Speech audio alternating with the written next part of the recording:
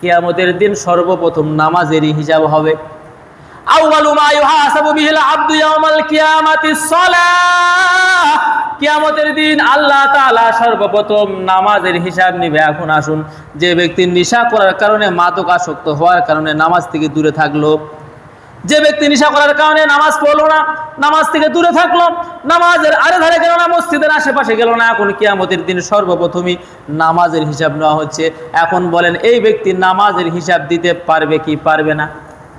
অবশ্যই পারবে না। সে তো নামাজই পড়ে নাই। কেন পড়ে নাই? নেশা করার কারণে। এজন্য আসুন ভাই, নিজে পরিবার নিজে বাঁচি, পরিবার পরিজনদেরকে বাঁচাই। যারা নেশাগ্রস্ত, মাদকাসক্ত, জুয়া খেলে, এদের থেকে আমরা বিরত থাকি।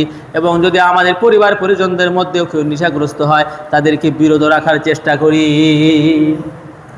তাহলে কি বোঝা গেল?